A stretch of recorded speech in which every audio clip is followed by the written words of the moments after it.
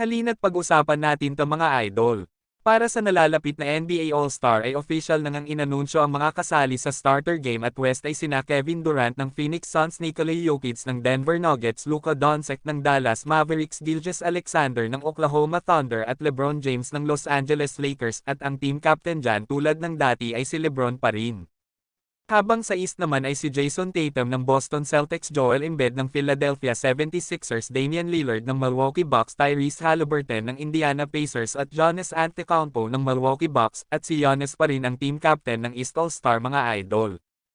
Ngunit nakakabigla nga ang nangyari kay Stephen Curry matapos ang 9 na taong magkakasunod ng pagiging point guard ng Western Conference All-Star, dahil ngayong taon ay manggagaling na nga sa bench kahit na siya ang second leading All-Star vote sa West Guard.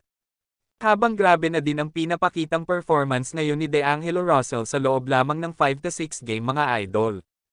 Naayon pa nga kay Coach Darvin Ham matapos nilang talunin ang team ng Chicago Bulls, ay very confident nga daw itong si D'Angelo Russell kung saan ay may average nga itong 20+ points per game, na kung ikukumpara sa mga dating player ng Lakers katulad ni Brandon Ingram, Josh Hart at Lonzo Ball na bago pa man dumating ang trade deadline ay nawala na sila ng ganang maglaro.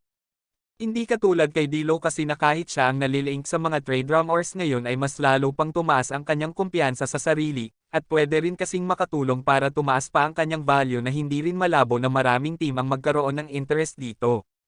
Dahil ayon sa report ang kailangan talaga ng Lakers ngayon ay isang big man na pwedeng makatulong kay Davis para maibalik siya sa forward position, na ang isa pa nga na target daw ngayon ng Lakers ay maibalik itong si Andre Drummond na malakas at maaasahan talaga sa ilalim, at isang shooter na makakatulong nila Anthony Davis at LeBron sa scoring, na malabo na rin ngang bitawan ng Lakers si D'Lo dahil sa kanyang matataas na numero pagdating sa scoring.